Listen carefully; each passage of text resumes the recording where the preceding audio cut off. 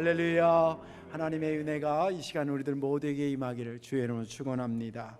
말씀의 제목 한번 따라 하실까요? 광야는 하나님을 알아가고 나를 단련시키는 곳입니다.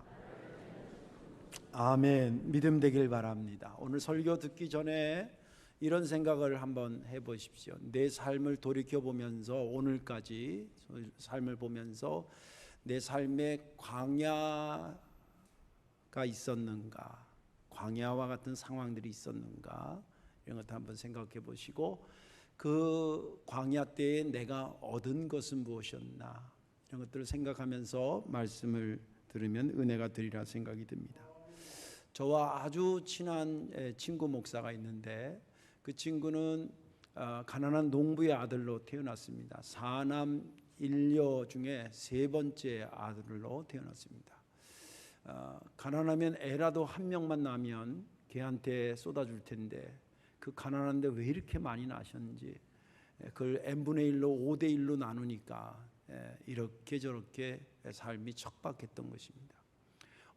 아주 어릴 때에 감기를 아주 심하게 앓았는데, 그 시골에서 그걸 이제 빨리 돈도 그렇고 또 이렇게 의학적인 지식도 부족하니까 병원에 제대로 못 가고, 이 감기가 중이염으로 발전을 해서 중이염 양쪽에 청각기관에 고막, 저는 뭐 그 외에도 또 몇 가지가 있더라고요. 근데 그것을 녹여버렸습니다. 그래서 한쪽은 완전히 녹았고, 그나마 다행인 것은 한쪽은 한 절반 정도의 청력만 남은 겁니다. 사람이 이제 예전에 청력이 100, 200이어야 된다고 한다면 이 친구는 50만 가지고 듣는 겁니다. 사실은 그에게 있어서의 청각의 장애는 광야 시대의 광야 상황의 시작과 같은 것이었습니다. 그래서 이제 학교를 들어갔는데 선생님 소리가 잘 안 들리는 거예요. 그러니까 딴전하면서 있는 애들은 딴 건 모르겠는데 귀는 잘 들리는 애들이에요.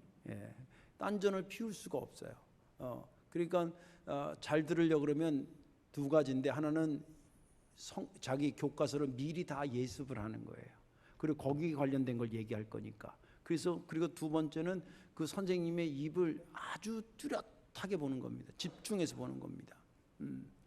그러다 보니까 공부는 사실은 머리 싸움이 아니라 집중력 싸움이거든요. 엉덩이 싸움이고.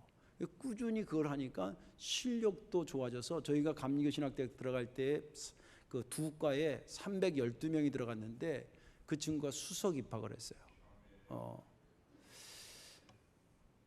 그리고 또 한 가지는 뭐냐면, 아까도 말한 것처럼 잘 못 들으니까 누구랑 대화할 때에 그 사람의 입을 뚫어지게 쳐다봅니다. 근데 상대방은 자기 얘기를 역으로, 이 사람이 귀가 잘 안 들리는지 모르고 자기 얘기를 뚫어지게 들어주는 거예요. 기분 좋아요, 슬퍼요? 여러분들 얘기하는데 여보를 그래? 뭐 이렇게 듣는 게 나아? 아니면 그러셨어요. 뚜렷하게 듣는 게 좋아요. 목사한테 그 굉장히 중요한 거거든요. 여러분들, 제가 악수할 때 한꺼번에 여러 명을 할 때가 있어요. 여러분들 장로님도 그런 경우 있는데, 중요한 에티켓이 뭐냐면, 이 사람하고 1, 2초 악수할 때 이 사람만 쳐다봐야 돼요. 손은 이 사람하고 악수하고 눈은 옆에 사람 쳐다보면서 이렇게 하는 사람이 있어요. 결국 5명 하면 5명하고 악수는 했는데 악수한 게 아니에요. 그러니까 나 안 쳐다본다고 그러지 말고, 내가 할 때 그 사람은 옆에서 안 쳐다볼 때 기다려줘야 돼요. 근데 이 친구가 정말 사람의 이야기를 뚫어지게 쳐다봐요. 어느 정도 훈련이 되냐면, 자기는 나랑 친하니까 별 얘기를 다 하는데, 텔레비전 볼 때 뮤트로 이렇게 무서움으로 해놓고 이렇게 드라마를 보면 그 입모양만 보면 얘기 내용을 안 돼요. 그러니 얼마나 집중해서 그걸 했겠어요. 그 얘기 안 들리는 거는 광야와 같았는데, 거기서 집중하기 때문에 실력도 좋아서 똑똑한 목사가 됐고, 또 사람에 대해서 이야기할 때 여벌로 듣지 않고 집중해서 들으면서 상대방의 마음도 헤아려줘서, 그래서 그 친구가 박사 논문이 그룹 상담에 관련된 걸 썼어요. 상담학 쪽으로 공부를 해서 상대방을 이해해주고, 그러면서 그렇게 되고, 또 하나님, 그 광야와 같은 시대를 지나면서 하나님께 어떤 은혜를 받았냐면, 하나님, 나같이 장애가 있는데 나를 품어 안아주시고 나로 하여금 주의 일을 맡겨주셔서 사역할 수 있는 자리를 주심을 감사합니다.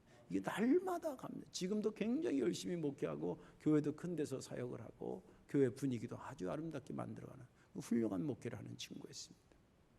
광야는 하나님을 알아가는 것이고 더불어 내가 단련하는 것입니다. 믿음 되시기를 주의 이름으로 축원합니다. 오늘 본문에 있는 말씀은 이스라엘 백성들이 하나님의 은혜로 구원받아서 홍해를 건너게 됩니다. 기적적 사건을 경험한 거지요. 그리고 경험을 한 다음에 바로 하나님께서 이들을 광야로 인도하셨습니다. 여러 가지 이유가 있는데 그 이유를 다 설명하기는 그렇고, 아무튼 광야로 인도해서 3일 길을 가는데 광야의 특징은 물이 없다는 겁니다. 여러분들 우리 사막도 얘기하고 광야도 얘기하잖아요. 차이점이 뭐냐면 둘 다 공통점은 물이 없다는 게 공통점인데, 차이점은 뭐냐면 사막은요 물이 있어도 식물이 자랄 수가 없어요. 근데 광야는 맨 땅이에요. 근데 이런 땅도 비가 없으면 광야 되는 거예요. 우리 주변의 땅도. 근데 물만 있으면 식물이 자라는 거예요. 그쪽으로 인도하셨다는 거예요. 3일을 가니까 물이 없어요. 저희가 그 성지순례 갔을 때 거기도 한번 좀 걸어봤거든요. 진짜 힘들어요. 그래서 내가 이 본문을 볼 때 믿음 없으니까 이스라엘 백성들이 원망하고 그랬다고 그렇게 설교를 잘 못해요. 저도 가보니까 100번 이해가 돼. 그 이제 이 원망을 이스라엘 백성들이 물 없지 않냐, 우리 어떻게 하냐고 막 이렇게 해서 모세한테 쏟아보니까 모세가 할 수 있는 일이 뭐겠어요? 하나님 앞에 엎드리는 거죠. 자기가 생각해도 이거 큰일 났거든. 하나님 이거 어떻게 하면 좋겠습니까? 도달하긴 했는데 마라라는 샘에 왔는데 이 샘물을 보니까 이게 샘물이 아니라 써서 못 먹는데, 이게 써서 못 먹는 게 뭐냐면 그 학자들의 연구에 의하면 거기 염분이 있는 물이에요. 왜 짜면 맨 처음엔 짜게 느끼다 나중엔 쓰게 느끼잖아요. 그 쓴 걸 얘기하는 거예요. 그래서 도저히 먹을 수가 없어서 하나님 이거 어떻게 하면 좋겠냐고 간절히 부르짖었다 그래서 성경에. 그러니까 하나님께서 한 나무를 가리키면서 그 나무를 집어넣으라 그래서 집어넣더니 물이 갑자기 그 염분이 사라지면서 그 물을 마시게 되었더라. 그리고 중요한 게 그때부터 시작됩니다. 엄청난 기적을 일으켜서 너희들을 살린 이가 나니까 너희들이 내 말을 잘 들어라. 그러면서 거기서 하나님께서 법도와 율례를 만들어서 그들에게 테스트, 시험이라는데 테스트입니다. 테스트할 수 있는 기준을 마련했더라. 그 기준이 뭐냐면 너희들은 일단 내 말을 잘 듣고 순종해라. 내 말을 잘 들어라. 여러분 광야와 같은 시대가 될수록 하나님의 음성에 귀를 기울이셔야 됩니다. 그리고 주님께서 말하는 너희가 내 앞에 의로운 것을 찾아 행해라. 그리고 내가 너희들에게 주는 이 법도와 규례를 잘 귀담아 듣고 잘 행해라. 그러면 내가 애굽에 내렸던 질병을 너희들에게 내리지 않을 뿐만이 아니라 혹시 너희가 아프더라도 나는 너를 치료하는 여호와로 다가갈 것이다. 그리고 말씀하신 다음에 이스라엘 백성들의 그 쓴물을 변화시키는 거기서 하나님 말씀을 받는 것을 경험시킨 이후에 그들을 어디로 인도하냐면 쉴 만한 물가같이 사막이나 광야에 있는 오아시스에, 엘림이라는 오아시스에 그들을 인도해서 거기서 쉬게 하였더라라고 하는 말씀이 본문의 말씀입니다. 저는 지난 주간에 이 본문을 보면서 특별히 25절의 말씀을 유심히 보게 되었습니다. 25절에 모세가 여호와께 부르짖었더니 여호와께서 그에게 한 나무를 가르치시니 그가 물에 던지니 물이 달게 되었더라. 거기서 여호와께서 그들을 위하여 법도와 율례를 정하시고 그들을 시험하실세. 이 말씀을 유심히 보게 된 것은 뭐냐면 광야에서 얻어야 될 것들을 이 한 절에 요약하고 있다는 거예요. 광야는 내가 손쓸 수 없는데 내 생명이 유지되기 위해서 누군가의 도움을 필요로 하는데 하나님은 너를 마시게 하고 하나님 너를 살리는 하나님이라고 하는 것을 배우는 것이 광야라는 거예요.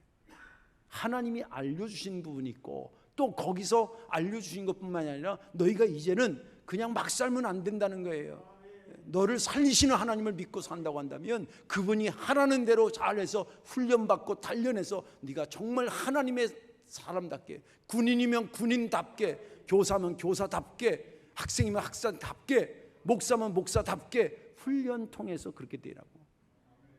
그 내용이 집약적으로 25절에 담겨져 있는 것을 보면서 은혜가 됐습니다. 오늘 이 말씀에 저와 여러분들이 은혜 받으시고 내 삶에 이게 좀 광야 같다라는 느낌이 팍 들 때가 있을 겁니다. 그때에 원망하거나 좌절하지 마시고, 이때 하나님께서 나에게 뭔가 선명하게 당신의 모습을 보여줄 때구나, 그리고 내가 이것을 통해서 내가 뭔가 훈련해야 될, 단련해야 될 때가 됐구나 라고 하는 것으로 해석하면 100점짜리인 것입니다. 그런 해석자들이 되시기를 주님의 이름으로 축원합니다. 자, 오늘 설교는 크게 둘로 나눌 것입니다. 하나는 광야에서 하나님께서 당신을 알려주셨다니까 어떤 하나님으로 알려주셨는가를 말씀드릴 것이고, 또 광야에서는 단련해야 된다는데 어떤 것을 단련했는가를 말씀드리려고 합니다. 먼저 하나님께서 광야에서 이스라엘 백성들에게 당신은 어떤 하나님으로 보여주셨는가, 여러 가지가 있는데 여러 가지를 다 알 수가 없고요. 그걸 수합해 가지고 신학적 정의를 내린 것이 뭐냐면, 하나님은 내가 너희들에게 책임적 존재라고 하는 것으로 자신을 알려주셨습니다. 오늘 기억하셔야 됩니다. 책임적 존재. 나는 너에 대해서 책임적 존재. 이스라엘 백성들이 사실은 이 요셉 시대 때, 야곱과 요셉 시대 때에 애굽에 가지요. 그리고 성경은 말하기를 그때부터 카운트해가지고 430년 만에 출애굽했다고 기록하고 있습니다. 여러분, 430년이라고 하는 것은 신앙적 연륜으로 본다고 한다면, 또 일반 연륜으로 본다면 이스라엘 사람이지만 거의 애굽 사람 된 상태입니다. 제가 외국 가서 고려인 3세도 만나봤는데 얼굴은 한국 사람인데요, 말이나 생각, 사고방식이 거의 우즈벡 사람이에요.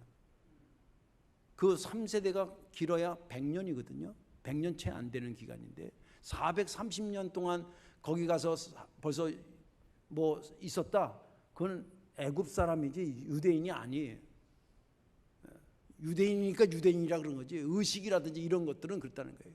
이걸 신앙적으로 환산해 보면 뭐냐면, 이들이 정말 아브라함과 이삭과 야곱이 가졌던 그 신앙의 것을 그대로 잘 물려받고 있었을까 퀘스천입니다. 가지고 있어도 큰 덩어리 정도만 갖고 있지, 하나님이 정말 어떤 분이라고 하는 것을 세세하게 알았을까? 잘 몰랐을 거라고 하는 것이 정설입니다. 그걸 어떻게 제가 여러분들에게 말할 수 있냐면, 하나님께서 모세를 이스라엘 백성들에게 보내려고 호렙산에서 부르죠. 그래서 내가 너를 이렇게 보낸다, 가서 구출해. 그러니까 모세가 뭐라고 그러냐면, 하나님, 모세도 몇십 년 전에 애굽에서 같이 살았던 사람이에요. 그러니까 그 정서를 알고 있는 거예요. 그 정서 속에서 하나님한테 뭐라 하냐면, 하나님, 제가 가서요, 너희들 조상의 하나님, 여호와 하나님이죠. 아브라함과 이삭과 야곱이 믿었던 조상의 하나님이 보내서 내가 너희들을 구원하러 왔어. 그러면 그들이 그 하나님이 누군데요? 그러면 제가 뭐라고 대답합니까? 이렇게 물어봐요. 그 말을 뒤집어서 얘기하면, 하나님, 제가요 아브라함과 이삭과 야곱의 하나님이 날 보내서 그랬다면 그분이 누군데요? 이럴 사람들이 태반이라는 거예요. 그래서 하나님께서 그래서 가르쳐 준 게, 나는 여호와라 그래라. 스스로 있는 자의 하나님이라고 가르쳐 줘라. 이렇게 해서 그 이름이 나온 거예요. 그런 것으로 볼 때에 애굽에 있었던 430년 동안 지금 있는 이 이스라엘 사람들은 거의 애굽화된 이스라엘 사람들, 신앙적으로 보면 하나님에 대해서 많이 모르는 사람들이었다는 거예요. 그러니 그들에게 하나님이 알려주셔야 되는데, 그 알려주는 상황과 장소를 하나님은 어디서 택하셨냐면 광야로 정하신 거예요.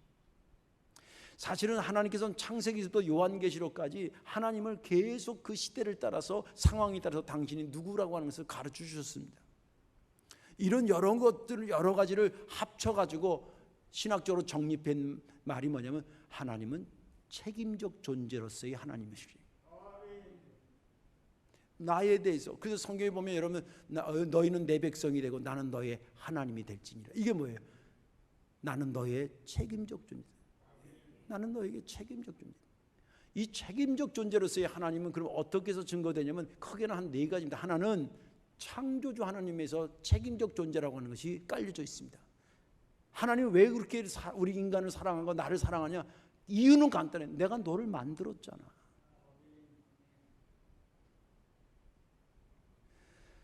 여자라는 이름하고, 제가 여러 번 얘기했죠, 여자라는 이름하고 어머니라는 이름은 공통점도 있고 차이점도 있습니다. 공통점은 뭐냐면 한 사람한테 불려졌던 호칭이에요. 이분이 결혼하기 전에는 여자로 불리다가 결혼해서 애를 낳는 순간에 어머니라고 불려집니다. 그런데 차이점이 뭐냐면 책임의 범위가 달라요. 여자는 책임이 자기 범위 안에 있어요. 자기만 책임지면 돼. 자기 몸과 수만 잘하면 돼. 근데 어머니는 자기뿐만 아니라 자기 자식에게 대해서 책임의 범위가 있어요. 이유가 뭘까요? 낳았다는 거예요. 내가 내 살을 찢어서 낳았다는 거예요. 하나님이 우리에게 책임적 존재로 계신 것은 이유가 간단해요. 우리를 만드신 거예요. 인간은 스스로 되어진 존재가 아니에요. 하나님은 창조주기 때문에 우리에게 책임적 존재거든요. 두 번째는 뭐냐면 그분은 우리를 돌보시는 분이다.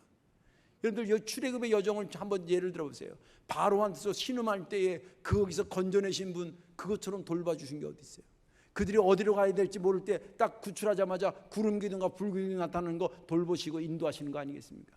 홍해를 만났습니다. 홍해를 갈라주시고 기적을 통해서 그들을 건져내셨다. 이거 돌보시는 거 아닙니까? 광야에 나서 마실 물이 없다. 그 물을 먹게 하시고 그들이 고통과 호소할 때 그 소리를 들으시는 하나님.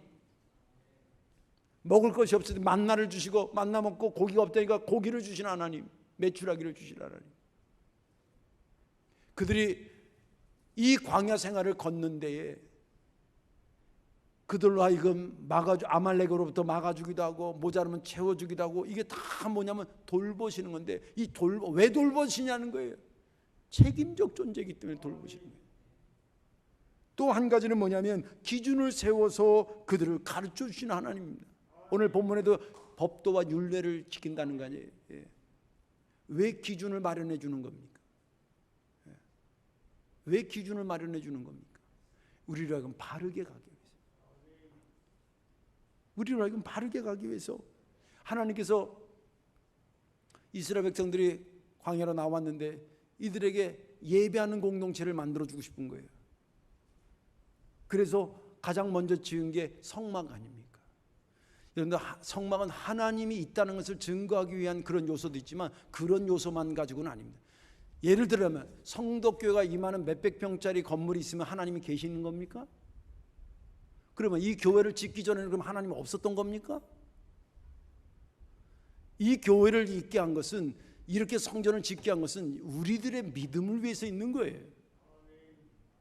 성막을 짓고 동서남북에 세 집밭이 있어서 아침에 천막의 문을 열고 나오면 가장 먼저 뭐가 보게 되면 성막을 보게 해야지. 뭘 가르쳐 주는 거예요? 너는 하나님 앞에 예배하는 자가 되라는 것을 아침마다 보면서 가르칩니다. 만나를 통해서 안식일을 기억하게 하셨고요. 평상시에는 나오다가 안식일에는 가면 안 나오게 되고 만나가 안 내려오고 또 십계명을 통해서 너희들이 어떤 말씀을 붙잡고 살아야 되는지를 가르쳐 줍니다. 왜 그렇게 기준을 만들어 주시고 왜 그렇게 가르쳐 주는 게 우리에 대해서 책임적 존재. 여러분들 애를 낳아서 왜 학교를 보내는 겁니까? 왜 방과 수업도 시키고 과외도 시키고 특별 활동도 시키는 겁니까? 이 아이에 대해서 내가 책임적 존재이기 때문에. 그리고 하나님은 마지막으로 상벌을 주면서 잘못한 것은 꾸짖기도 하시고 잘한 것은 칭찬도 하시면서 그것을 의롭게 판단하시면서 우리에게 책임적 존재입니다. 여러분 아저씨와 아버지의 차이점은 뭐냐면 애가 잘못하면 아저씨는 그냥 보고 아이 저 녀석 그냥 갑니다. 근데 아버지는 절대 그럴 수가 없어요. 저도 아들만 둘이서 굉장히 거칠게 다룰 때는 다뤘습니다. 거칠게 안에 가로 열고 좁혔다 발로 찼다 욕했다 다 포함됩니다. 여자애들 같지 않아가지고 행동이 거칠으면 그거 잡으려면 제가 거칠게 할 수밖에 없는 난들 애를 뭐 야단치고 싶고 발로 차고 싶고 욕하고 싶고 그러겠어요. 그런데 그거 안 되면 걔가 죽는데 그걸 뻔히 보고 있는데 내가 걔 장가가기 전까지는 책임적 존재로 걔한테 있는 건데 그 아이의 잘못된 것을 어떻게 외면하고 가요? 책임적 존재는 그런 거 아닙니다. 잘못해서 그냥 모른 척하고 지나가면 끝나죠. 그게 속편할지도 몰라요. 그러나 하나님은 상벌이 있고 계시록의 심판에 대한 이야기는 우리에게 야단치려고 그런 게 아니라 우리에 대한 책임적 존재이기 때문에 그렇습니다. 그런데 이 하나님 책임적 존재에 대한 것을 하나님은 언제 알려주기를 원했냐면 광야로 나오자마자 다시 말해서 구원받은 그들에게 광야의 상황을 만들어 주시고 그 광야에는 사실은 하나님만 볼 수밖에 없는 상황적인 요소들이 있습니다. 그런데 상황이 어떤 아까도 말한 것처럼 광야 같은 내 진짜 광야 시대를 접어들었구나 그럴 때에 절대 낙심하지 마시고 하나님의 움직임이 선명하게 보일 때라고 복음적으로 해석하기를 주의 이름으로 축원합니다. 딱 맞는 비유는 아니지만 제가 오래전에 수석하는 권사님 갔는데 이렇게 다른 걸 막 검은 오석에 검은 돌에 막 흰색이 이렇게 있어가지고 모양인데 어떤 속은 이렇게 있는데 그냥 밋밋한 돌이에요. 그 목사님 이거 아무것도 안 보이죠? 얘가 보통 돌이 아닙니다. 그걸 이게 문영석이라고 하는데 문영석. 그러면서 스프레이를 가지고 와서 돌에다 쫙 뿌리더라고요. 돌은 난데없이 비 맞는 거예요. 돌의 입장에서 볼 때는 그죠? 갑자기 누가 오더니 물을 막 뿌려. 근데 물을 딱 뿌리니까요. 거기 문양이 딱 드러나는데 산이 이렇게 산세가 딱 있는데 달이 딱 뜬 게 보여요. 진짜 신기하겠어요. 저같이 무식한 사람은 그 들어다가 담벼락에 무슨 기둥발 하는데 붙여놓을지 모르겠지만 그분은 딱 보는 거예요. 물을 딱 뿌려서 돌 걸르는 방법 중에 하나는 돌의 입장에서는 물을 받지만 그것이 그에게는 진짜가 드러나는 시간이에요. 고난은 하나님의 움직임이 선명하게 보이는 순간이에요. 그렇지. 누구 도움받을 데가 없는데 누굴 쳐다보겠어요. 하나님 도와달라니까. 딴 때 내가 넉넉해서 하나님 손길 없어서 사는 것처럼 막 그렇게 살다가는 하나님이 이렇게 역사해도 조금만 역사해도 안 보여요. 잘 배가 불러가지고. 근데 내가 힘들고 어려울 때 하나님께 간절히 기도했는데 하나님께 조금만 보여도 그 조그만 게 엄청나게 크게 보이는 거예요. 하나님은 그렇게 우리를 광야에 몰아넣기도 하시고 예수님도 이 땅에 오셔가지고 사역하기 전에 가장 먼저 간 게 광야에 40일 금식. 우리들에게 신앙의 여정 속에 그런 광야의 시대가 열릴 때가 있다는 겁니다. 그때에 원망하지 말아라. 이때야말로 네가 하나님을 정확히 볼 수 있는 때고 하나님이 너에게 분명하게 당신을 보여줄 때라고 그때를 말해 주시는 겁니다. 하나님은 저들에게만 이스라엘 백성들에게만 책임적 존재가 아니라 이 시대를 사는 우리들에게도 책임적 존재입니다. 그렇기 때문에 내 삶에 그렇게 해석하며 그분을 보며 나아가야 된다는 것이 성경이 우리에게 말해주는 말씀입니다. 두 번째로 이제 광야에서 하나님을 보고 하나님은 광야에서 우리를 훈련시키는 단련시키는 거라고 그러잖아요. 그러면 어떤 부분이 단련이 됐냐면 그 첫째는 뭐냐면 하나님의 백성이 되기 위한 영적 체력을 단련해요. 영적 체력을 단련. 오늘 본문의 26절을 보겠습니다. 이르시되 너희가 너희 하나님 나 여호와의 말을 들어 순종하고 나가 보기에 의를 행하며 내 계명의 귀를 기울이며 내 모든 규례를 지키면 내가 애굽 사람에게 내린 모든 질병 중 하나도 너희에게 내리지 아니하리니 나는 너희를 치료하는 여호와니라. 오늘 이 26절의 말씀을 보면 하나님께서 이스라엘 백성들에게 너희들은 적어도 이렇게 살아야 된다라고 하는 기준을 말해주는 것으로 나타납니다. 훈련 지침과 같은 말씀입니다. 당시 이스라엘 백성들이 출애굽은 했지만 사실 교회로 말하자면 새가족과 같은, 오늘 새가족 수료하신 우리 임혜경 성도님도 계십니다만은 신앙생활 다른 데서 했어도 또 교회마다 조금 흐름이 좀 다르거든요. 또 제도도 좀 다르고. 그래서 우리 교회 등록했으면 우리 집에 시집 온 거나 똑같아요. 우리 교회에. 그럼 우리 교회와 더불어 여기가 내 살집이다 생각하면 이것도 배우고 저것도 배우고 그래야 되잖아요. 그죠? 그런 것처럼 이스라엘 백성들을 하나님께서 출애굽했는데 요 텐션이 긴장이 뭐냐면 구원은 받았으나 아직 가나안 땅에 들어가지 않은 시대. 그게 광야예요. 잘 들으세요? 이미 구원은 받았지만 아직 하나님 나라에 들어가지 않은 그 상태니까 하나님의 구원받은 백성답게 살려면 뭐가 필요하면 훈련이 필요한 겁니다. 절대 훈련이 필요합니다. 이건 어느 공동체를 가도 새로 입사하자마자 아무데나 앉히지 않습니다. 반드시 제대로 된 회사는 연수기간이 뭐 한 달이면 한 달, 뭐 2주면 2주 기간이 있고 군인도 마찬가지 들어가면 6주 훈련을 받습니다. 왜 들어가자마자 군인 갔는데 총 딱 주고 쏘라고 그러면 되지 왜 총도 안 주고 걷는하고 뭐 자고 아침에 일어나고 저녁에 깨우고 막 훈련하고 왜 그러냐? 제대로 된 군인을 만들어가는 과정. 훈련 없고 단련 없는 어떤 존재, 그 불안한 것입니다. 그건 인간 경험상도 그렇고 영적인 것도 역시 마찬가지입니다. 구원받은 백성이니까 하나님 백성다워야 되지 않습니까? 하나님의 백성답게 하려면 단련하고 훈련해야 될 것이 많이 있다는, 오늘 본문의 26절을 요약하면 하나님 말씀 잘 듣는 거 훈련하라는 거예요. 그 쉐마 이스라엘이 이스라엘 성경의 신앙의 가장 핵심입니다. 그래서 보면 선포하셨다, 천국을 선포하셨다, 말씀을 선포하셨다, 다 뭐냐면 우리 입장에서 보면 들으라 이 말이에요. 설교는 논쟁이 아닙니다. 포럼이 아니에요. 설교는 듣는 겁니다. 여러분들이 생각이 그렇게 동의가 되든 안 되든 하나님 말씀이 분명히 읽고 하는 말 같으면 들으셔야, 일단 들으셔야 됩니다. 들은 말씀보다는 뭘 훈련하냐면 순종하는 걸 배우라는 거예요. 규례를 지키라는 거예요. 여러분들 여기 순종하는 분들, 여러분들 저 세상 사람들보다 멍청해서 와 있는, 여기도 박사도 있고요, 여기 다 있어요. 의사도 계시고 선생님도 계시고. 이 사람들이 바보라서 말씀 듣고 순종하는 게 아닙니다. 주일날 예배 드리는 거 뭐 세상적으로 뭐 이렇게 해석할 수 없어서 그냥 나온 게 아닙니다. 다 바쁘신 분들이에요. 그런데 하나님께서 이렇게 사는 게 하나님 백성다워진다라고 하는 것으로 가르쳐 주신 지침이기 때문에 지키는 겁니다. 그가 복된 것이라니, 그가 복된 것. 또 하나님 보실 때 의로운 것을 행하라. 이거 계속, 이걸, 이 훈련의 중요한 건 뭐냐면 내용도 내용이지만요, 반복, 성실하게 반복하는 거예요. 반복하고 또 반복. 행동 심리학자가 이런 얘기를 하더라고요. 어떤 똑같은 행동을 100일 동안 계속 그 시간에 지속적으로 하게 되면 머리가 기억하는 건 말할 것도 없지만 몸이 기억한다네. 몸이 기억해. 일리가 있어요. 100일 동안 꾸준히 하세요. 그러면 그게 내 몸에 붙는다. 몸이 기억하는 거예요.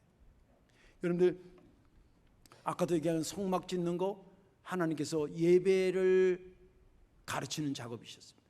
만나를 주시는 거, 시간은 하나님 거와 네 것이 있음을 구분시키는 과정이었어요. 다 훈련입니다. 훈련입니다. 교회를 다니기 시작하면 자기 일주일의 시간표가 달라져야 됩니다. 예수 안 믿기 전에는 주일날 9시 기상, 이번 주는 칠보산, 이번 주는 무슨 산, 이번 주는 어느 바다, 이게 스케줄이에요. 근데 예수 믿고 나니까 결혼 노른자 같은 시간 9시나 11시를 교회 가는 거예요. 제대로 믿으려면 그거 비워놔야 된다는 거예요. 또 밥 먹을 때도 목사님이 밥 먹기 전에 꼭 기도하고 먹으라 했으니까 예수 믿고 훈련하려면 밥 먹기 전에 꼭 기도해야 돼요. 혹시 잊어버리면 밥 먹고 난 후라도 기도해야 돼요. 별거 아닌 것도 그렇지 않아요. 아침에 일어나면서 바로 기도하는 거 습관해야 되고요. 하루를 마감하고 여러분들 잠자리 들기 전에 한 1, 2분이나 반드시 무릎 꿇고 기도하고 하루를 마감하세요. 이거 다 훈련해야 될 뿐이에요. 율법주의자가 되는 것은 문제지만, 다른 사람한테 율법주의자가 되지는 말지만 내 스스로는 신앙의 율법이 있어야 됩니다. 내가 나를 치는 것은 자존심 안 상하잖아요. 그걸로 남을 들이다 미니까 문제지만 나는 그렇게 살아야 돼요. 그것이 하나님의 백성다워지는 과정인 것입니다. 그런데 중요한 것은 뭐냐면 이런 것이 일반적일 때는 훈련의 효과가 떨어진다는 거예요. 신기하게 상황이, 제가 목회하다 보니까 그래요. 어떤 상황이 어려졌을 때 그분 스스로 그래요. 아유, 사실 목사님 제가 기도해야 됐었는데 요새 기도 좀 안 했었어요. 근데 상황이 어떤 상황이 되니까, 광야 상황이 되니까 기도해야 되겠다는 것이 생각났다는 거예요. 헌금에 대한 간증도 그런 게 굉장히 많고요. 주일 성수에 대한 간증도 굉장히 많아요. 그랬어야 되는데 그러지 못한 게 이 상황이 되니까 회개가 되고 다시 훈련받게 된다. 물론 내 삶이 전체가 항상 광야와 같아야 된다는 것은 아닙니다. 그러나 본인만이 느끼는 느낌이 있을 거예요. 아, 내가 왜 이렇게 막히지? 왜 이렇게 꼬이지? 그런 느낌이 든다든지, 뭔가 내 몸에 안 맞는 옷을 입은 듯한 그런 상황이 전개될 때 빨리 캐치하십시오. 그때 하나님의 말씀이 임할 때고 내가 뭔가 영적인 체력을 단련할 때라고 하는 것으로 해석하시면 거의 100점입니다. 이제 말씀을 정리하겠습니다. 광야를 지나면 평탄할 때 몰랐던 하나님의 섬세함을 보게 됩니다. 광야를 지나게 되면 평상시 때 평탄할 때 몰랐던 내 영적인 체력의 수준이 어느 정도인지를 깨닫게 될 것입니다. 하나님은 오늘 본문의 마지막 절이 아주 또 우리에게 은혜를 주는 말씀인데, 그 마지막 줄은 뭐로 끝나냐면 쓴물을 통해서 훈련받은 그들이 도착한 게 오아시스였다는 거예요. 사실은 하나님께서는 어떻게 보면 오아시스에 데려가려고 쓴물을 경험케 하신 거예요. 쓴물로 데려가려고 오아시스를 경험시킨 게 아니라 오아시스를 데려가려고 쓴물을 경험케 하셨다는 거예요. 광야를 경험케 해서 거기서 하나님의 어떤 분인지를 깨닫게 하시고, 거기서 내가 영적으로 체력적으로 단련할 것이 무엇인지 된 다음에 나로 하여금 정말 편안한 오아시스로 인도하셨다는 것입니다. 저와 여러분들이 격조가 있고 품위가 있고 깊이가 있고 그런 하나님의 백성이 되기를 바랍니다. 이것은 절대 거저되지 않습니다. 여러분의 생애의 광야를 어떻게 맞이했느냐에 따라서 그냥 뜬구름처럼 날아가는 그런 인생이 되기도 하고, 정말 거목과 같이 뿌리 내리고 울창하게 자는 나무도 되는 것입니다. 저와 여러분들이 그 가운데 거목이 되는, 믿음의 거목들이 되시는 역사 있기를 주님의 이름으로 축원합니다. 기도하겠습니다. 사랑과 은혜가 많으신 아버지 하나님, 주님께서 우리가 잘 되기를 얼마나 원하시겠습니까? 그러나 인간이 연약한지라 때로는 마치 훈련을 하는 것처럼 상황을 광야로 만드셔서 하나님의 움직임을 선명하게 보게 하게 하시고, 그리고 거기서 내가 단련되어야 될 것들을 단련시킨 이후에 오아시스와 같은 엘림에 거하게 하시는 하나님, 주님, 내 상황에 그런 상황이 전개될 때마다 원망하거나 불평하지 않게 하시고 복음적 해석을 가지고 잘 그 광야를 지나 마침내 오아시스에 이르러 거목이 되는 그런 삶이 나의 삶이 되게 하여 주옵소서. 예수님의 이름으로 축복하며 기도하옵나이다. 아멘.